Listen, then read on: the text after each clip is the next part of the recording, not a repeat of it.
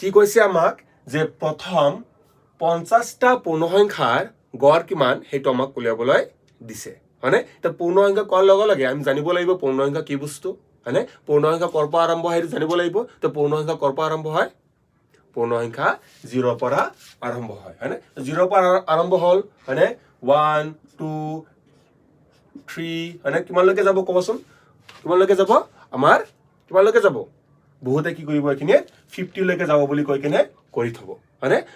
ইয়াতে যদি আপুনি 50 লৈকে কৰি থয় আমাৰ উত্তৰটো কি হ'ব সম্পূৰ্ণৰূপে ভুল হৈ যাব হয়নে তো 50 লৈ নহয় কিমানলৈকে হ'ব 49 লৈকে হ'ব প্ৰথম 50টা যেটা পূৰ্ণসংখ্যা বুলি ক'ব তো কৰ পৰা আৰম্ভ হ'ব 0 পৰা আৰম্ভ হ'ব আৰু শেষ ক'ত হ'ব শেষ হ'ব আমাৰ 49ত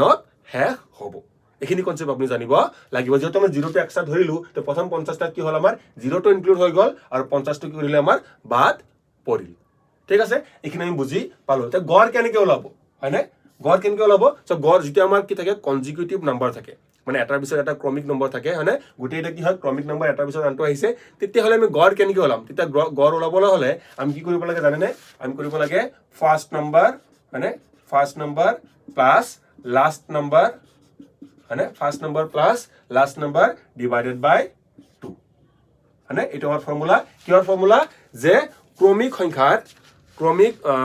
সংখ্যাৰ গড় কেনেকৈ ওলাব লাগে হেতু আমাৰ ফৰ্মুলা ক্ৰমিক সংখ্যাৰ যোগফলৰ কি হ'ব লাগে গড় কিমান হেতু আমাক ওলাব লাগিলে আমি এনেকৈ ওলাব পাৰো বা ক্ৰমিক সংখ্যাৰ গড় কেনেকৈ ওলাব লাগে হেতু আমি এটো ফৰ্মুলা ইউজ কৰো কি ফৰ্মুলা হয় আমাৰ first number plus last number divided বাই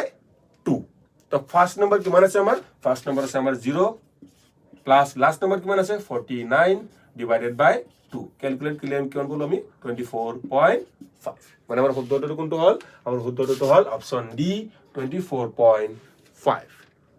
একেদৰে এই প্ৰশ্নত কি কৈছে প্ৰথম 60টা স্বাভাৱিক সংখ্যাৰ গড় কিমান এটো আমাক ওলাবলৈ দিছে মানে তাৰ স্বাভাৱিক সংখ্যা কৰ পৰা আৰম্ভ হয় সকলে জানিব লাগিব স্বাভাৱিক সংখ্যা আৰম্ভ হয় 1 ৰ পৰা স্বাভাৱিক সংখ্যা কৰ পৰা আৰম্ভ হয় 1 ৰ পৰা 1 2 3 হনে গৈ গৈ কত শেষ হ'ব গৈ শেষ হ'ব 60 শেষ হ'ব মানে তো ইয়াৰ গড় ওলাবলৈ কি কৰিব লাগিব একে ফৰ্মুলা মানে ফৰ্মুলা একে first number plus last number divided by 2 যেহেতু কি হয় এটা কনজিকিউটিভ নম্বৰ কি হয় কনজিকিউটিভ নম্বৰ বা একেলগে সৈতে গৈ থকা নম্বৰ হয়নে তো ইয়াৰ ফৰ্মুলা কি হ'ব আমাৰ first number plus last number divided by 2 মানে ক্ৰমিক সংখ্যাৰ গড় ওলাবলৈ হলে আমি কি কৰিব লাগে first number plus last number divided by 2 কৰো কিমান 61 বাই 2 হয়নে কাটাকাটি গলি কিমান পাম আমি 30.5 ঠিক আছে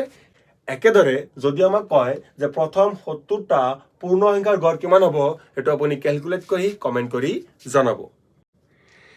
কি কৈছে আমাক চাব যে প্ৰথম 100টা অযুগ্ম সংখ্যাৰ গড় কিমান হেতু আমাক ওলাবলৈ দিছে মানে তো আমি গড় কেনেকৈ ওলা জানেনে আমি গড় ওলাও যে যিকেইটা সংখ্যা দিয়া আছে সাপোজ আমাক 6টা কি দিয়া আছে সংখ্যা দিয়া আছে মানে সেই 6টা সংখ্যাকে আমি কি কৰিম যোগ কৰিম মানে যোগ কৰি কি কৰিম ডিভাইডেড বাই যেটো 6টা সংখ্যা দিয়া আছিল ডিভাইডেড বাই 6 কৰিম মানে 6টা সংখ্যাকে কি কৰিম আমি যোগ কৰিম মানে আৰু কি কৰিম 6 ৰে হৰণ কৰিম এনেকৈ আমি কি ওলাও গড় ওলাও হয়নে কিন্তু আমি যেতিয়া কম যে অযুগ্ম সংখ্যাৰ গড় মানে অযুগ্ম সংখ্যাৰ গড়ৰ ক্ষেত্ৰত কি কৰিব লাগিব আমি এই যিমান কিটা অযুগ্ম সংখ্যা দিয়া থাকিব আটাকেটা অযুগ্ম সংখ্যা কি কৰিব লাগিব যোগ কৰিব লাগিব যোগ কৰি যিমান কিটা অযুগ্ম সংখ্যা দিয়া আছে হেতুৰে কি কৰিব লাগিব ডিভাইড কৰিব লাগিব কিন্তু যেতিয়া আপুনি প্ৰথমৰ পৰা আৰম্ভ কৰি অযুগ্ম সংখ্যাৰ গড় ওলাব হয়নে তেতিয়া আপুনি যেতিয়া যোগ কৰিব প্ৰথমৰ পৰা আৰম্ভ কৰি প্ৰথমৰ পৰা যিমান কিটা অযুগ্ম সংখ্যা আছে হেকিটা যেতিয়া আপুনি যোগ কৰিব তেতিয়া কিমান পায় জানেনে সাপোজ মই কৈছো প্ৰথম 5টা অযুগ্ম সংখ্যাৰ কি কৰিব লাগে যোগফল ওলাব লাগে প্ৰথম 5টা অযুগ্ম সংখ্যা প্ৰথম মানে ষ্টাৰ্টিংৰ পৰা ষ্টাৰ্টত কি হয় 1 হয় হয়নে তো প্ৰথম 5টা অযুগ্ম সংখ্যা কি কৰিব লাগে আপুনি যোগফল ল'ব লাগে যোগফল কিমান পাব জানেনে প্ৰথম 5টা অযুগ্ম সংখ্যাৰ যোগফল কিমান হ'ব আপুনি জানেনে 5 স্কয়াৰ হল এখিনি যদি 5 থাকে 5 স্কয়াৰ হ'ব 6 থাকিলে 6 স্কয়াৰ হ'ব 7 থাকিলে 7 স্কয়াৰ হ'ব মানে প্ৰথম 5টা বা যিমান কেইটা হওক আমি কি কৰিম যিখিনি যি থাকিব হেতু আমি কি কৰিম তাৰ ওপৰত স্কয়াৰ দি দিম হয়নে তেমা ওলাব দিছে গড় আমাক কি ওলাব দিছে গড় ওলাব দিলে মানে কি যিমান কেইটা সংখ্যা দিয়া থাকিব কিমান কেইটা সংখ্যাৰে কি কৰিম আমি ডিভাইড কৰিম কথাটো বুজিলে নে হয়নে কাটাকাটি কৰিলে কিমান পাম কাটাকাটি কৰিলে পাম আমি 5 বুজি পালো ঠিক একেদৰে মই যদি 6টা কি দিছো মই প্ৰথমৰ পৰা আৰম্ভ কৰি প্ৰথম 6টা অযুগ্ম সংখ্যা গড় ওলাব লাগে তেতিয়া আপুনি কিমান পাব 6 পাব প্ৰথম 7টা অযুগ্ম সংখ্যাৰ গড় ওলাব লাগে কিমান পাব আপুনি 7 পাব মানে কি কিন্তু যদি মই n দি দিও মানে তো nটা অযুগ্ম সংখ্যা যেতিয়া আপুনি ক'ব যে nটা অযুগ্ম সংখ্যাৰ তুমি কি ওলোৱা গড় ওলোৱা তেতিয়া কি লিখিব লাগিব আমি লিখিব লাগিব n স্কয়াৰ বাই n মানে কাটাকাটি কৰি কিমান পাম আমি n এই পাম হয়নে তো 5টাৰ ক্ষেত্ৰত 5 পাও nৰ ক্ষেত্ৰত n পাও তো 100টা অযুগ্ম সংখ্যাৰ গড় ওলাব দিলে আমি কিমান পাম 100টা অযুগ্ম সংখ্যাৰ গড় ওলাব দিলে আমি কিমান পাম 100 পাম এইখিনি কথা আমি বুজি পালো ঠিক আছে একেদৰে এই প্ৰশ্নটো চাব কি কৈছে আমাক যে প্ৰথম 100টা যুগ্ম সংখ্যাৰ গড় কিমান হ'ব এটো আমাক ওলাব লাগে হয়নে সাপোজ আমাক কি দিছে 5টা প্ৰথম কি দিছে প্ৰথম 5টা কি দিছে আমাক যুগ্ম সংখ্যা দিছে আৰু এই প্ৰথম 5টা যুগ্ম সংখ্যাৰ আমি যদি যোগফল উলিয়াব যাও যোগফল কিমান হ'ব জানে নে যোগফল হ'ব 5 হোল ইনটু 5 প্লাস 1 হয়নে এটা যদি মই কও যে ইয়াৰ গড় ওলাব লাগে কেইটা সংখ্যা দিছে 5টা সংখ্যা দিছে হয়নে কেইটা সংখ্যা দিছে 5টা সংখ্যা দিছে মই কি কৰিম ইয়াতে 5 ৰে ডিভাইড কৰি দিম কাটাকাটি কৰি কোন পালো আমি কেৱল 6 পালো হয়নে এখিনি যদি মই 6 দিও মানে आंसर কিমান পাম 7 পাম এখিনি যদি মই 7 দিও आंसर কিমান পাম সরি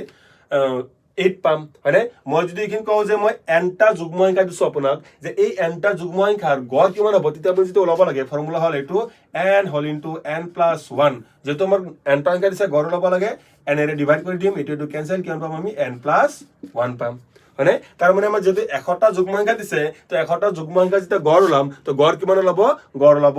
101 বুজি পালে না কথাখিনি ঠিক একেদৰে মই আপোনাক কি কৈছো যে 200টা অযুগ্ম সংখ্যাৰ গড় কিমান হ'ব এটো আপুনি ক্যালকুলেট কৰি কমেন্ট কৰি জনাব ভিডিওটো ভাল লাগিলে এটা লাইক কৰিব আৰু পাৰিলে শেয়াৰ কৰিব ধন্যবাদ জয় অসম